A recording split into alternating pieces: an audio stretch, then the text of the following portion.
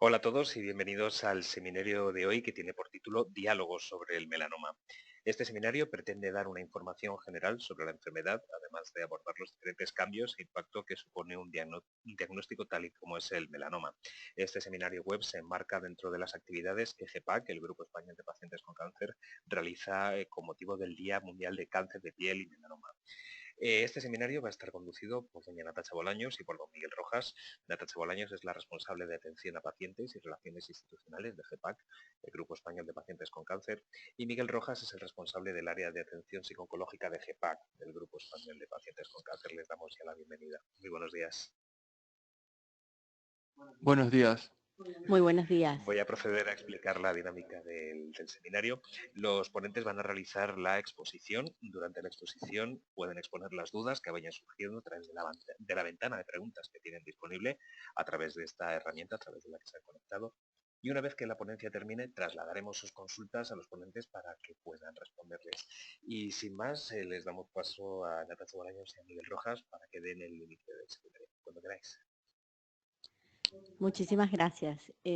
Bueno, efectivamente, vamos a desarrollar este seminario como un diálogo y vamos a comenzar hablando de aspectos generales de la enfermedad, sobre la epidemiología, aproximadamente el número de diagnósticos que tenemos a nivel local en España y progresivamente iremos explorando los aspectos importantes que debe enfrentar un paciente ante el diagnóstico de la enfermedad.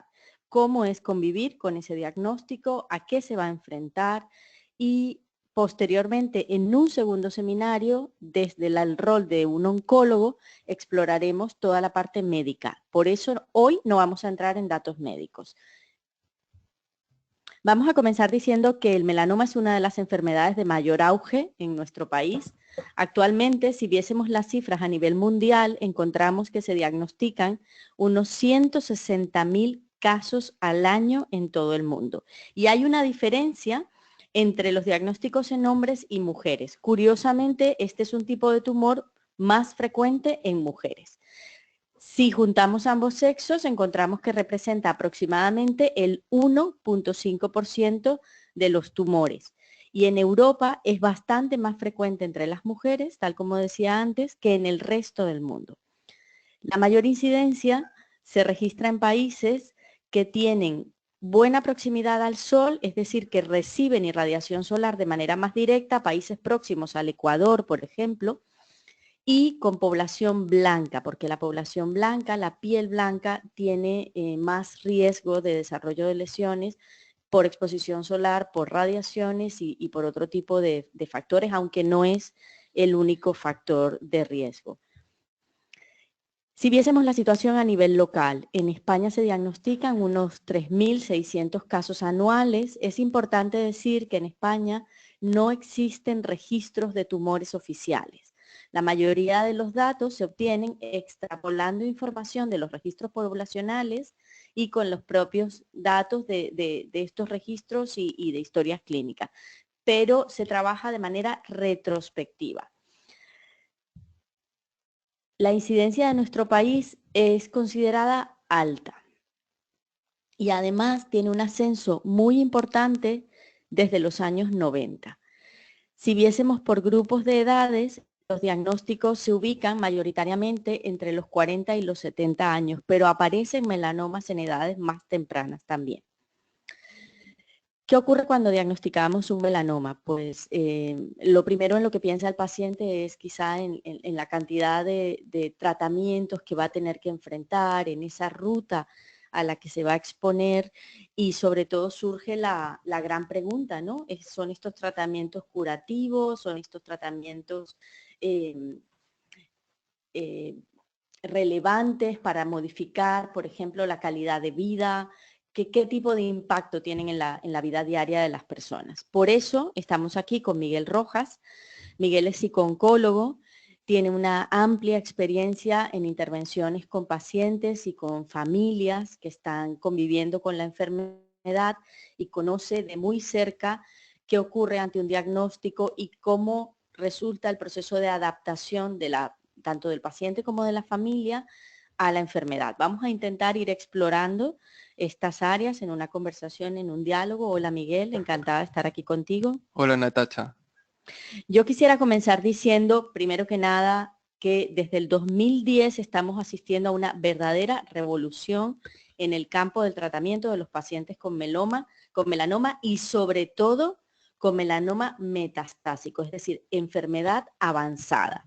Si viésemos lo que ocurría en los años 70 ante un diagnóstico, pues el único abordaje terapéutico prácticamente era la quimioterapia, y ya sabemos lo que eso significa, está asociado o se interpreta en la familia como efectos secundarios, ya cuesta adaptarte al diagnóstico, ya cuesta asumir ese impacto y además la tendencia era empezar a tratar muy rápido. Entonces, quizá como un mensaje de esperanza, antes de empezar a hablar contigo, sí quiero dejar sobre la mesa ese cambio que ha habido en el paradigma desde que entró la inmunoterapia. Todo esto lo explicará con muchísimo más detalle nuestro oncólogo, el doctor Iván, del Hospital Gregorio Marañón, la semana próxima.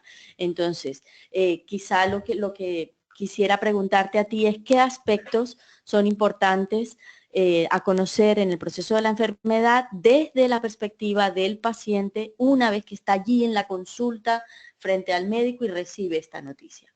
Sí, bueno, cuando recibimos esa noticia, generalmente nos solemos quedar paralizados, tenemos mucha ansiedad, no sabemos un poco cómo actuar. Pero lo más importante y que nos va a ayudar a tranquilizarnos y desde el punto de vista psicológico tiene una gran carga es fomentar ese vínculo médico-paciente.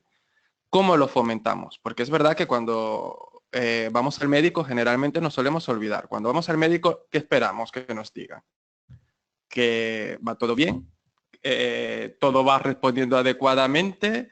Muchas veces cuando vamos ni siquiera sabemos qué nos van a decir. Sí. Efectivamente, Miguel. He ido al médico, tengo una lesión dermatológica, he ido a explorármela, a ver qué es, a ver qué me recomiendan y de repente me encuentro con la noticia. Es un melanoma, es una enfermedad maligna y yo entro en shock. Sí.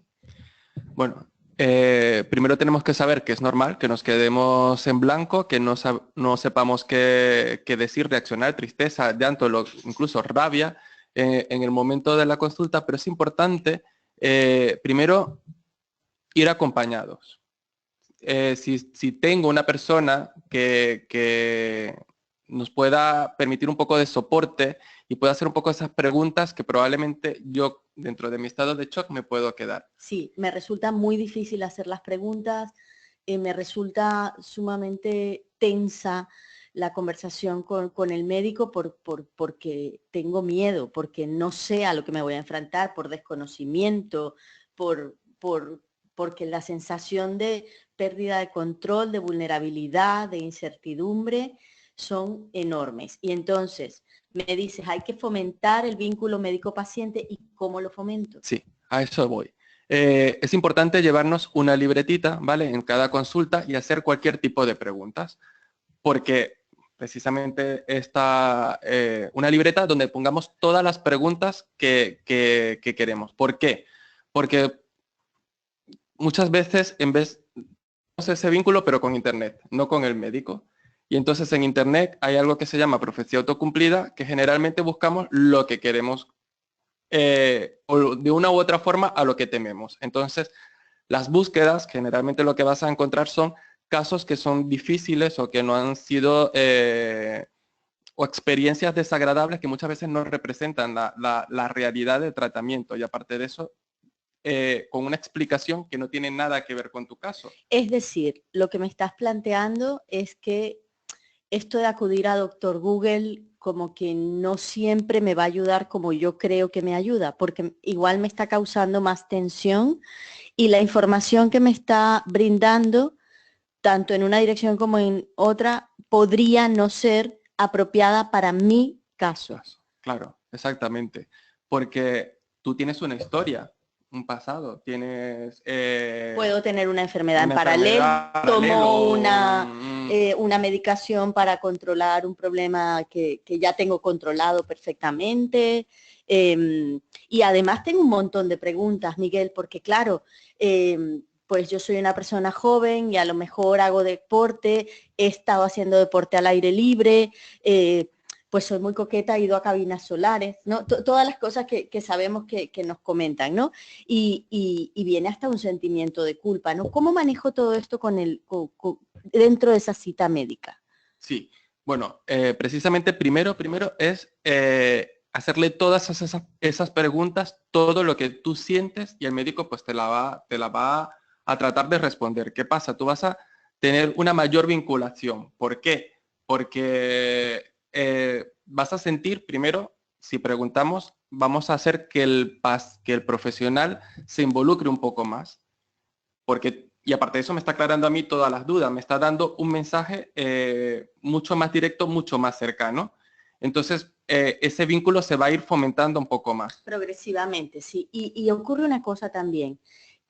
Salgo de la consulta, bueno, no tengo ni idea de cómo voy a hablar esto ni con mi familia, ni en mi trabajo, ni con mis compañeros de ir a la montaña o cualquier actividad que hagamos, ¿no? O que realice una familia. Y claro, y encuentro que lo que me dice mi entorno es, hombre, pero tómatelo de otra manera, sé positivo, es que la actitud es muy importante y yo estoy devastada, yo estoy llena de rabia, estoy llena de ira, tengo miedo, no entendí nada de lo que me han dicho en la consulta médica. Eh, y encima tengo que estar feliz. ¿Cómo encajar ese primer momento de impacto emocional? Sí. Bueno, primero, generalmente solemos, las personas nos educan y dicen, bueno, tranquilo, no pasa nada, ya vas a ver cómo esto lo vamos a superar, esto se pasa rápido, tiene solución, pero tú en un momento te han dado una mala noticia. Entonces, cuando te dan una mala noticia ya en general en tu vida, nos solemos poner tristes, nos suelen generar una serie de sentimientos que no es alegría, no es bondad, no es... eh, son sentimientos todo lo contrario, ¿no? Te puede generar tristeza, envidia, miedo, culpa, todas esa serie de emociones. Ante una noticia ya mala que no tiene nada que ver con la enfermedad, si es relacionado con tu salud y que muchas cosas ponen en juego en tu vida, familia, trabajo, pareja, todas las áreas de tu vida, pues es normal que tengas, que afloren un poco todos esos sentimientos. Entonces es bueno saber ponerle límites un poco a ese entorno y es decir, mira, me acaban de dar una mala noticia, es verdad que no me puedo quedar con todos estos sentimientos durante todo el tiempo, pero en estos momentos pues estoy un poco en shock, dame mi espacio un poco para procesar y yo pues, me voy a dejar guiar un poco por las pautas médicas, que yo creo que es lo más importante en este tipo de situación. Pero es normal porque lo que me han dicho no es lo más agradable. Y surge una pregunta muy importante. ¿Cómo conseguir o qué peso debería tener ese control de la calidad de vida justo en ese momento en que lo que se plantean son cambios, lo que se plantean son tratamientos? Los tratamientos como el cáncer, para el cáncer son siempre percibidos como agresivos, como tóxicos. Enseguida uno piensa tratamiento para cáncer igual, efecto secundario igual, estoy hecha polvo. Eh, ¿Cómo afrontar esa calidad de vida? ¿Qué me recomiendas? ¿Puedo hacer ejercicio? ¿No puedo hacer ejercicio? Es importante acudir también, intentar un trabajo más global desde la perspectiva médica. Es importante la nutrición, es importante, entendiendo que no vamos a entrar en la profundidad de cada tema, pero visto de manera global. Sí. Bueno, primero, todo lo que generalmente, muchas veces lo que nos genera mucho más estrés es un poco, pues, ¿qué pude haber hecho yo para evitar todo esto? ¿Y qué puedo hacer yo ahora para evitar que esto no vaya peor? Algo que lo primero que se nos viene a la mente muchas veces es la parte de nutrición y el estrés. porque son las cosas que más que nada podemos controlar y que están a la mano, supuestamente. Sí, bueno, y yo quiero agregar que en el caso del melanoma y del cáncer de piel en general, también hay muchísima incertidumbre sobre el peso que pueden tener la actividad física que ha sido desarrollada al aire libre. Y en esto quiero hacer un inciso. Es cierto que hay sobre todo lo que son deportes al aire libre y que van acompañados de proximidad a recibir radiaciones solares o quemaduras por sol directamente.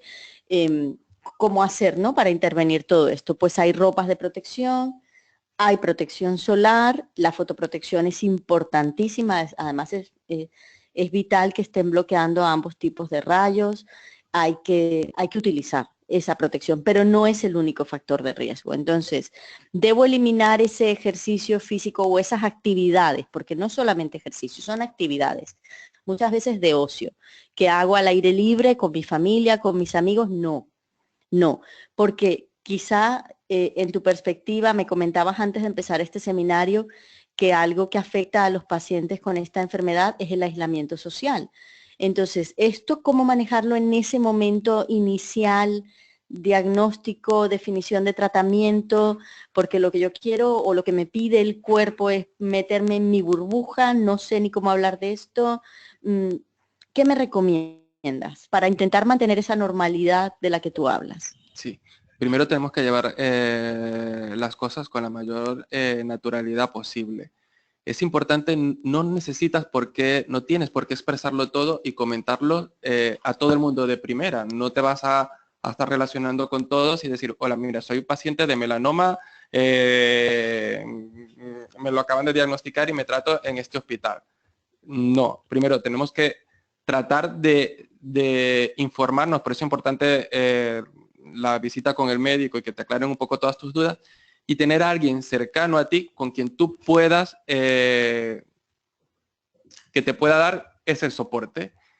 Y Es poco a decir, poco te que vas a ir abriendo. lo que me estás planteando es dosificar la información. Claro. Así como me decías antes, bueno, a lo mejor con tu médico debes ir recibiendo la información por dosis, ¿no? Estableciendo las preguntas que sean prioritarias para ti. Yo también puedo dosificar la información que voy a compartir a medida que me sienta más segura y que realmente me sitúe, ¿no? En cuál es la perspectiva que tengo, ya lo puedo. Exactamente, cuando generalmente el médico generalmente cuando va a dar un diagnóstico te aproxima un poco para darte ese diagnóstico, te dicen, te hemos hecho una serie de pruebas para valorar un poco qué es lo que tienes, en esas pruebas hemos encontrado que tienes este diagnóstico, o sea, te va ubicando, te va situando. Y luego ahora que nombras las pruebas, perdona que te interrumpa, sí. ¿Qué ocurre cuando los resultados de esas pruebas parecen tan fáciles de interpretar por el médico que tengo delante, bien sea el dermatólogo, bien sea un oncólogo, porque a veces, pues, dependiendo del momento de la enfermedad, intervienen los dos roles, ¿no? O uno de los dos solamente. Por ejemplo, sabemos de casos que permanecen en manos de un dermatólogo, ¿no? De dermatología, no está interviniendo el oncólogo. Esto también para mí es difícil, ¿no? Estoy suficientemente bien atendido, a lo mejor me cuesta más identificarme con la enfermedad precisamente por la ausencia de un oncólogo dentro del proceso. Desde el punto de vista de información, me decías antes que Doctor Google pues no es la herramienta más recomendable. Entonces, todo este lenguaje que me cuesta tanto comprender, ¿cómo puedo yo vencer esa barrera? ¿Cómo puedo realmente empoderar en mi rol como paciente o incluso, imagínate que es alguien de mi familia, ¿no? Yo como cuidador o como familiar, yo quiero apoyar a mi hermano en esta etapa de su vida. ¿Qué me recomendarías? Sí. Bueno, para eso están precisamente las asociaciones de pacientes, donde podemos encontrar información con un lenguaje sencillo, comprensivo, y puedo clarificar un poco todos esos términos que muchas veces nos cuesta entender y hasta que nos familiarizamos, pues lleva un tiempo. Entonces, las asociaciones de pacientes juegan un papel importante. Primero porque tienen mucha experiencia con pacientes con este tipo de diagnóstico y también porque nos ayuda a clarificar o encontrar cierta información con un lenguaje sencillo, comprensivo y útil para mí, para el paciente. Pues fíjate, es algo que yo creo que a lo mejor no es tan conocido, ¿no?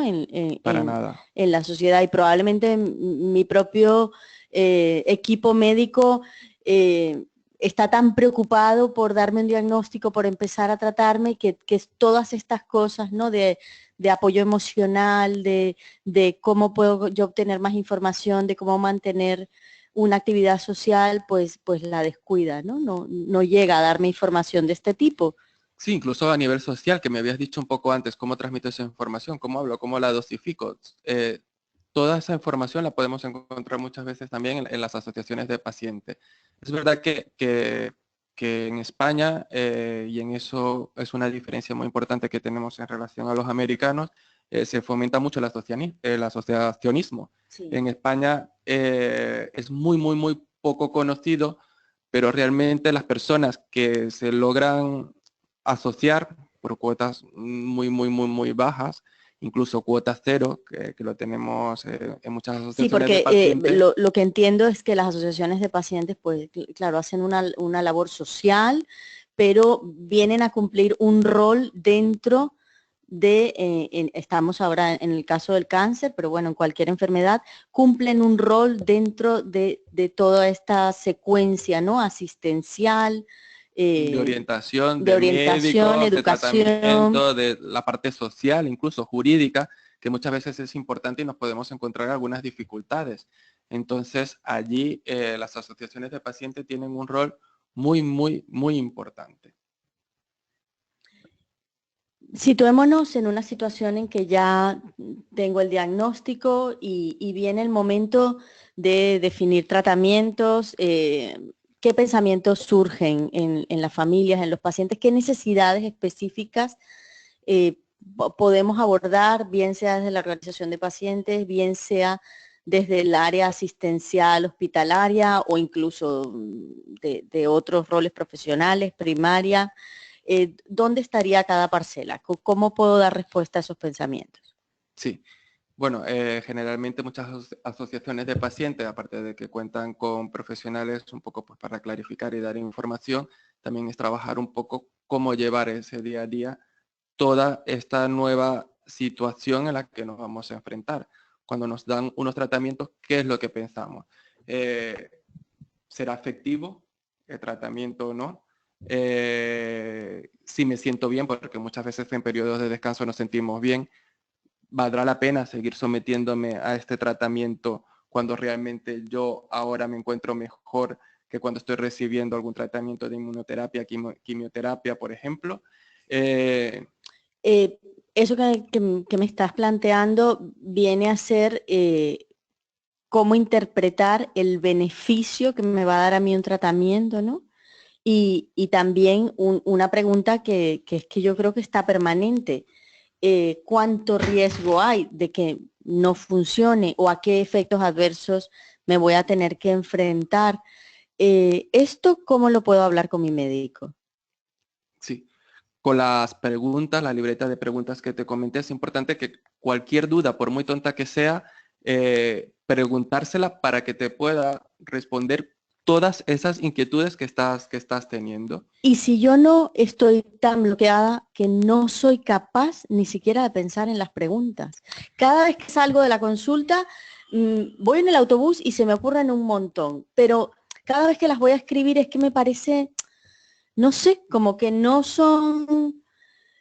van a ser bien recibidas. ¿Quién me puede ayudar realmente a estructurar, a generar prioridades sobre esa información? ¿En qué momento me Sí, viene al dedo saber esto, ¿no? sí. ¿Quién me puede ayudar? Por eso precisamente están primero las asociaciones de pacientes, por lo menos la consulta con psiconcología. Nos preparamos todas las consultas con el médico, precisamente porque nos genera tensión, bloqueo, nos acordamos todo después. Entonces damos una serie de pautas en función también de esas preocupaciones que también nos surgen, de manera de elaborar preguntas para que el médico pueda responder todas esas preguntas y qué debo de hacer, porque a lo mejor el médico nos responde y igual nos quedamos en shock, perdón, me bloqueo y no nos estamos enterando de nada. Entonces es importante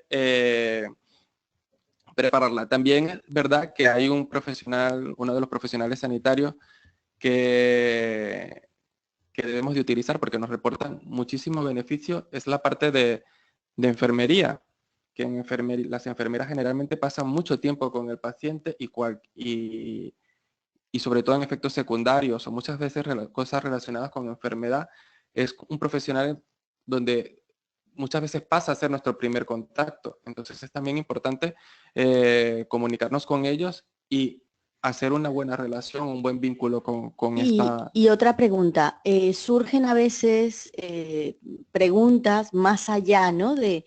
de ese diálogo con el diagnóstico, con el rol del dermatólogo, del oncólogo o incluso de la enfermera que me estás diciendo.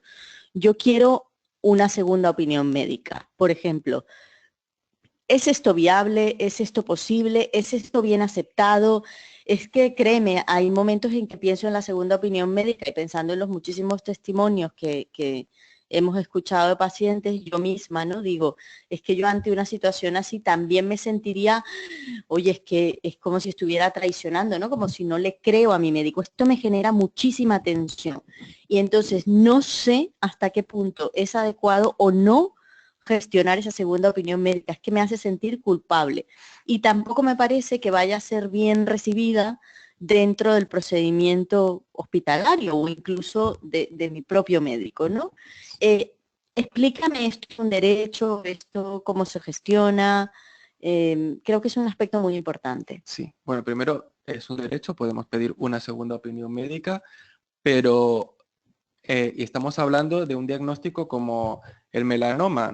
Si te dan un grip, si tienes algún resfriado o algo, y pues pides una segunda opinión médica, igual es absolutamente válido, pero estamos hablando de una enfermedad importante. Entonces, yo particularmente, y a lo mejor podría tener muy buen acceso, a lo mejor al mejor médico de este país, pero si me pasara, incluso pediría una segunda opinión médica para Claro, quedarme muchas veces... porque además en este momento en melanoma, por ejemplo, que han surgido tratamientos bastante innovadores que trabajan dentro del espectro de la inmunoterapia, a lo mejor pues el planteamiento puede ser diferente, ¿no?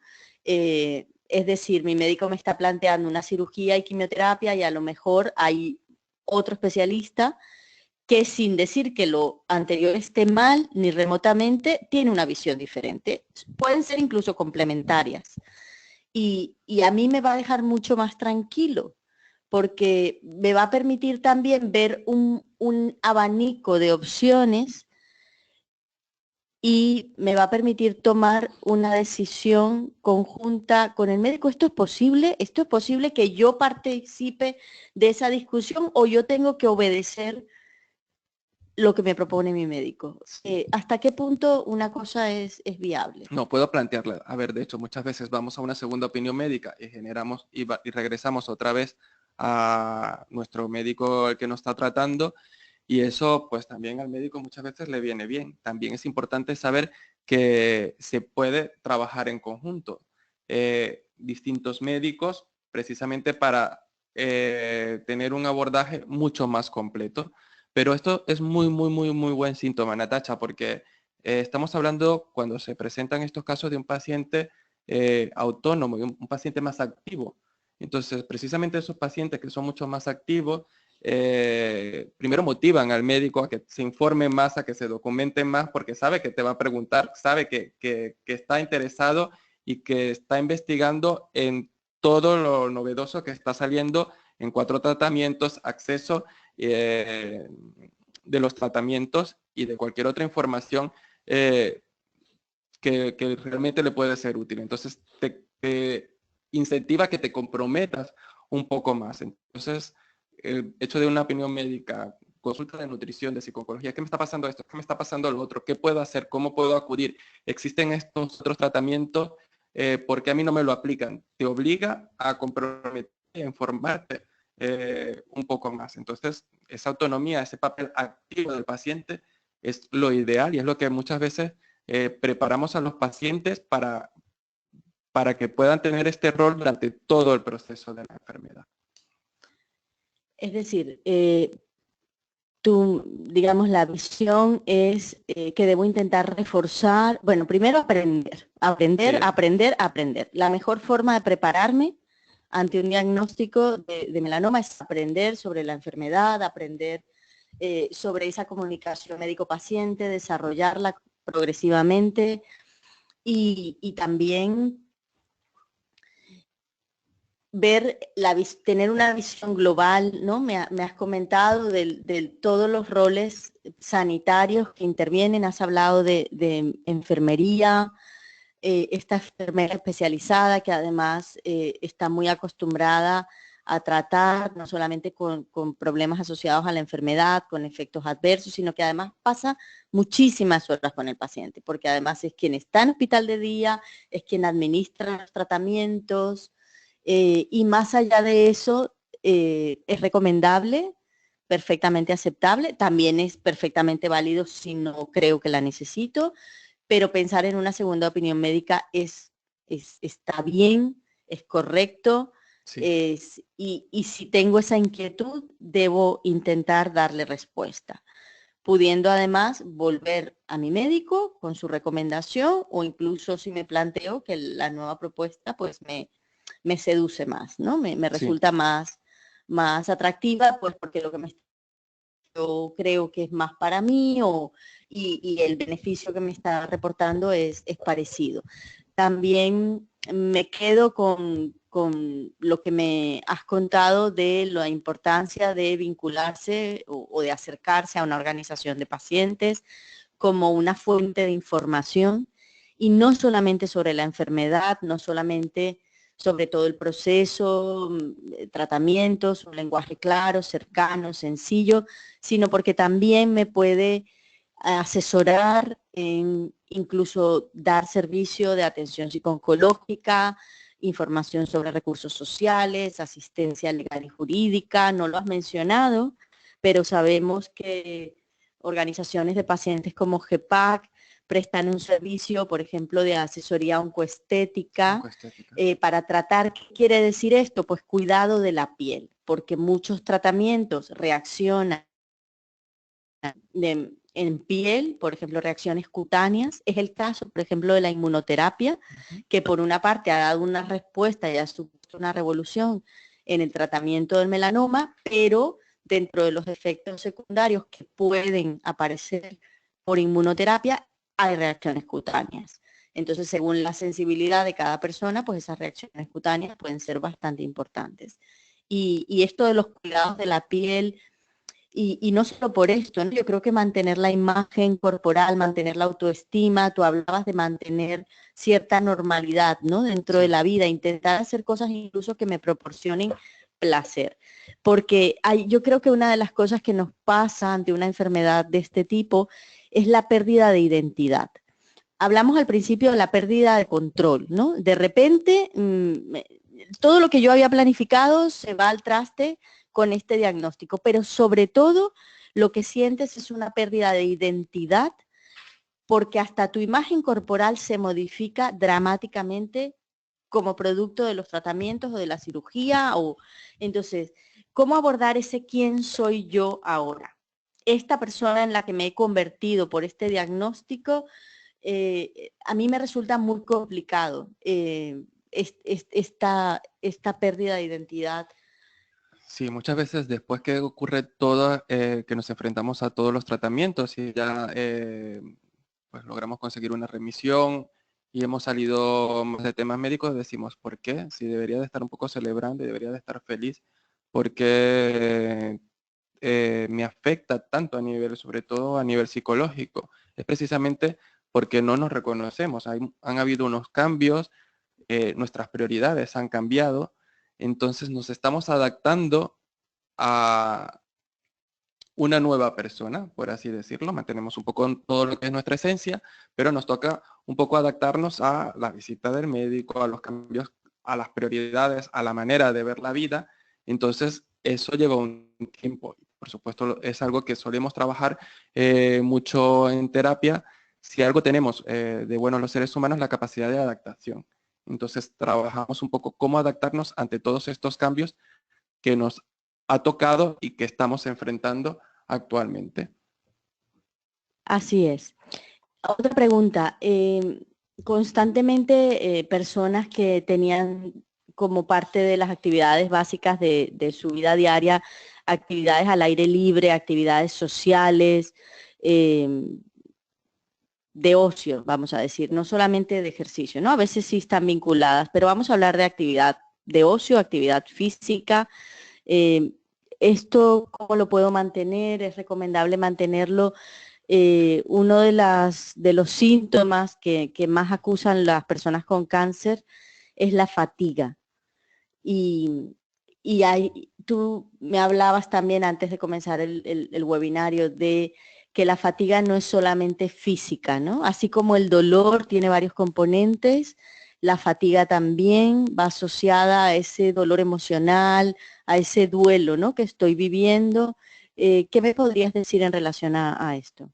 Sí, primero es importante conocernos y es bueno realizar las actividades que nos gustan. Si en estas actividades está salir al aire libre porque nos genera placer, porque lo disfrutamos, lo podemos hacer. Es verdad que tenemos que tomar algunas prevenciones, pero ya no solo esto lo deberíamos de hacer todo, pero bueno, ya si tenemos algún antecedente. Como hábitos de vida, ¿no? Sí, pero si tenemos algún antecedente, mucho más. Y esto yo creo que tú aquí sí me puedes echar una mano porque me puedes explicar muchísimo mejor en relación a la parte de prevención, que me imagino que una de esas es por supuesto la parte de protección solar, ¿no? Porque Sí. bueno, como nos vemos más guapos de morenos, pues generalmente ¿cómo llevo ahora eso, no? Un tratamiento Sí. tal y eso. Bueno, nos vemos más guapos de morenos aquí, porque aquí esto es un componente cultural. Hay culturas donde, y sobre todo la piel blanca, ¿no? Es que siempre queremos lo que no tenemos, ¿no? Y social, ¿no? Entonces, Porque por lo menos mis cuando amigos dicen la que... raza blanca quiere ser morena por exposición solar o por otros métodos alternativos y sin embargo, pues, ¿y qué pasa? Que la piel blanca es mucho más sensible, ¿no? a esa radiación solar. Entonces se ha asociado la mayor exposición, por ejemplo, países con mayor exposición solar o mayor recepción de radiación que están en el área del Ecuador, pero también, por ejemplo, la exposición laboral, porque hablamos de la recreacional, pero no hablamos de la laboral. Sí. Hay personas que por razones de trabajo están expuestos a una exposición crónica y ya no solamente solar, sino de otro tipo de radiaciones. Por eso las campañas de prevención hacen tanto hincapié en la población general, sobre todo en la prevención solar, en el cuidado de la piel, en el uso de la fotoprotección, incluso el uso de ropa. Es que no hay nada que te cubra mejor que la ropa. Incluso hay ropa, la que llaman de protección solar, ¿no? Hay que las telas han sido tratadas para que precisamente no dejen pasar esas radiaciones. Pero a mí realmente lo que me preocupa, más allá de la fotoprotección y de esa exposición solar en verano o como sea, es las cabinas solares. O sea, cuando ya vamos a un instrumento que tiene esa radiación elevada y yo me meto el tiempo que sea dentro de esa cabina, lo que no me estoy dando cuenta es del riesgo previo que tiene mi piel a ser sensible a esa radiación. Eso es una pregunta sin respuesta. Hoy en día no tenemos herramientas predictivas, ¿no? Que nos permitan decir tú sí, tú no. Sí. Y se ha implantado dentro de nuestra cultura eso que tú decías antes, estoy bronceado, estoy guapo, ¿no? Y entonces voy a esa cabina solar asociando, bueno, voy a estar bronceado, voy a estar guapa y solamente estoy pensando en el efecto estético que tiene. Y por ningún momento me está pasando por la cabeza que estoy reuniendo factores y que estoy reuniendo, vamos a decirlo muy vulgarmente, papeletas para llevarme el premio, solo que en este caso el premio tiene nombre de enfermedad y se llama melanoma. Encuentro que creo que hay poca información en este sentido sobre el riesgo de esa luz ultravioleta.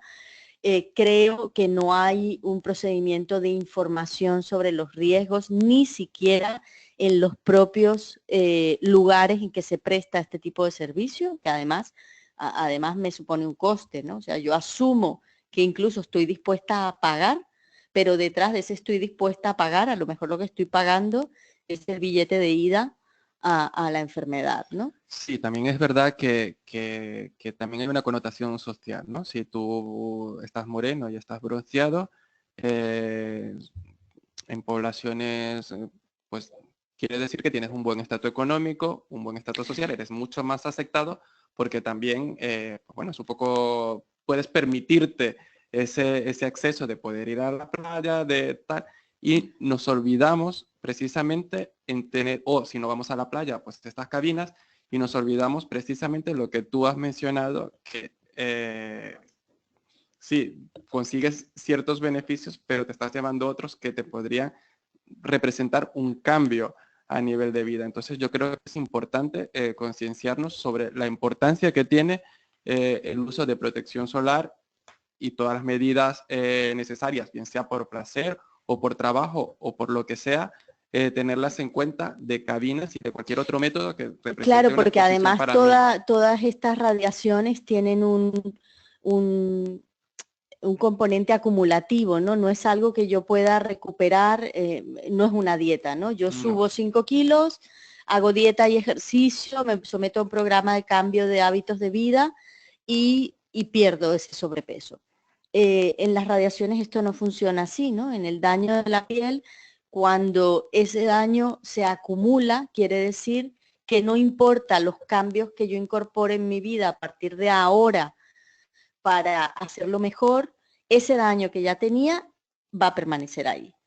Lo que no voy a hacer es acumular más, pero claro, ese daño hasta ese momento ya lo tengo sí. y lo voy a tener para siempre, ¿no? Por eso debo evitar seguir acumulando daño y tratar pues de cuidar la piel, no solo la piel, estamos hablando de este factor de riesgo, pero intervienen otros factores de riesgo, incluso hay un pequeño porcentaje de cánceres que pueden tener asociación a factores Sí, genéticos. De todo esto hablará el oncólogo en el el webinario. webinario de la tercera semana de este mes de mayo, pero y por eso no queremos pues entrar en estos datos y develar lo que va a ser la información que él va a compartir, ¿no? Pero sí queremos dejar claro la importancia sobre la prevención, la importancia sobre esa conciencia social que debemos tener en la prevención y en la responsabilidad de mantenerme todo lo lejos que sea posible de esos factores de riesgo,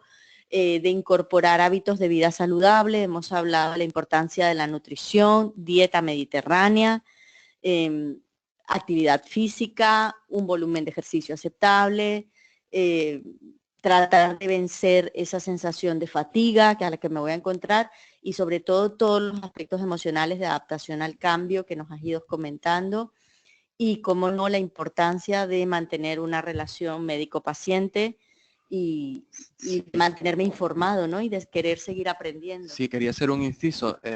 La nutrición es algo sumamente importante. Ya has dicho lo de la dieta mediterránea.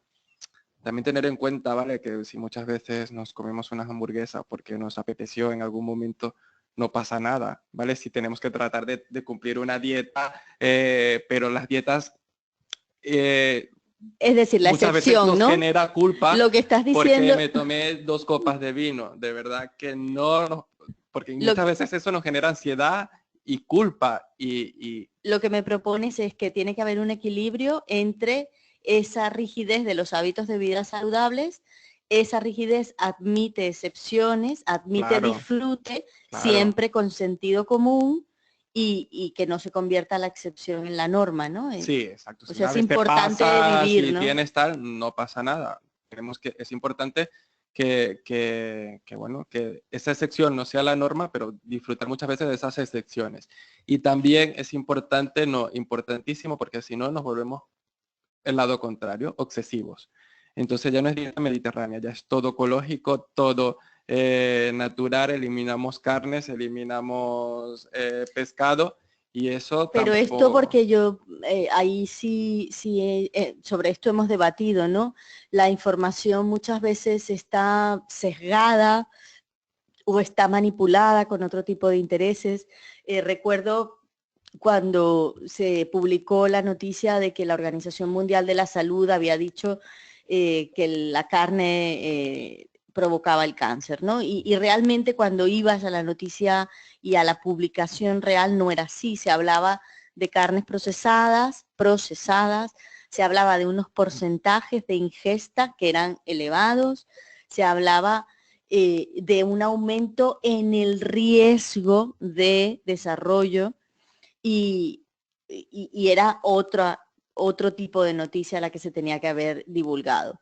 Entonces, cuando hablamos de dieta mediterránea, hablamos de un equilibrio entre pescados, carnes, lácteos, verduras, legumbres, frutas, hidratarse, y cada una siguiendo la pirámide alimentaria que recomienda pues mayor consumo de frutas. Se habla de 5 piezas al día, 3 piezas de vegetales al día, se habla de carne entre 1 y 2 veces por semana, preferiblemente pescados, carnes blancas, y se habla en una dieta mediterránea y sobre todo en una cultura gastronómica como la española que nos permite tanta riqueza de legumbres y de platos, ¿no? y de preparaciones.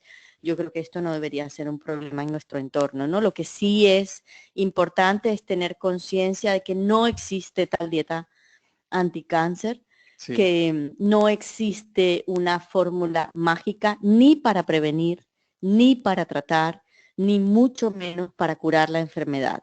La clave es la palabra evidencia, evidencia clínica para todo y por delante de cualquier fórmula a la que vayamos a tener acceso, ¿no?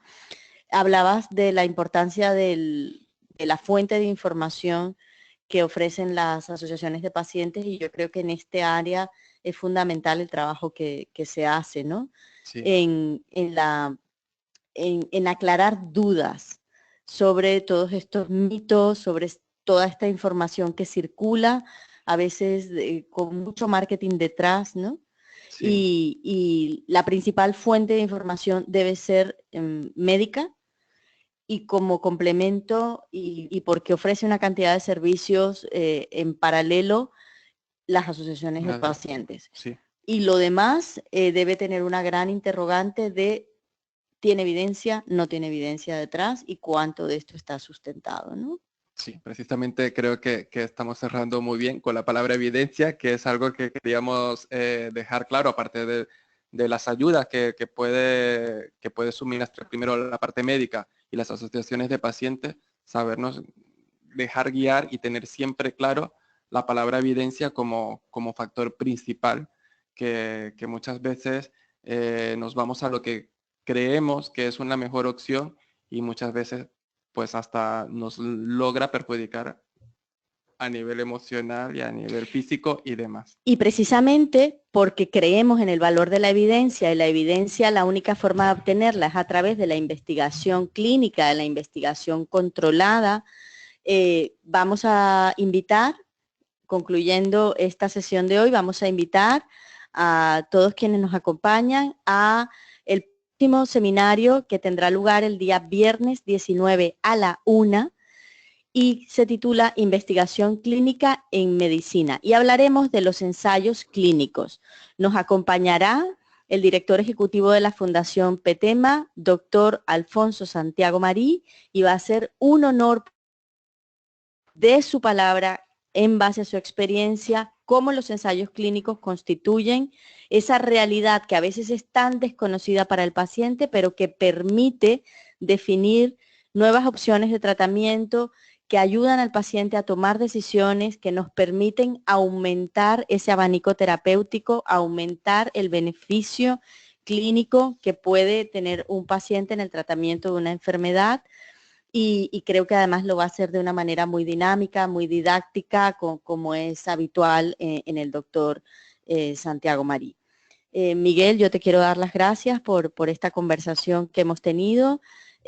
abrimos también la oportunidad de que nos envíen preguntas, cualquier persona, incluso si veis este webinario una vez que ya ha sido alojado en su página web y que ya ha concluido, podéis enviar a nuestros correos electrónicos o contactar a través de info@gpac.es cualquier duda que tengáis sobre el proceso asistencial, sobre el diagnóstico, sobre la convivencia con la enfermedad, sobre el área social o cualquier otro tipo de pregunta que tengáis.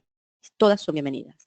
Y muchísimas gracias. Muchísimas gracias a ti también, Natasha, por acompañarnos y hablarnos también un poquillo sobre los datos, la epidemiología y algunos factores protectores que tenemos que incluir en nuestra vida diaria.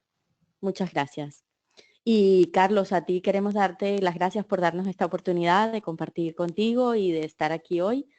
Y bueno, ya nos dirás si tienes alguna pregunta o ha entrado alguna pregunta por sala.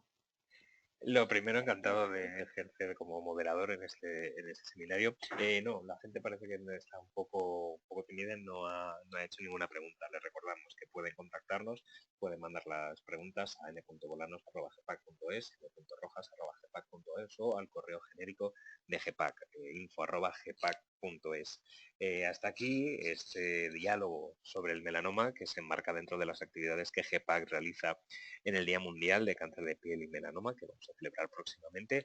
Estén pendientes de la página web www.gpac.es, ahí iremos ampliando la información de todas las actividades, el resto de seminarios que vamos a tener. Y Miguel, Natasha, muchísimas gracias por vuestra colaboración en el día de hoy. Muchísimas gracias a ti y muchas gracias a quienes nos han acompañado. Espero que nos sigáis acompañando en próximas actividades y como ya estamos próximos a la hora de comer, pues también aprovecho de desearos que paséis una feliz tarde. Sí, bueno, y feliz fin de semana, ya que es viernes también. Muchas gracias. Hasta la próxima y gracias a todos.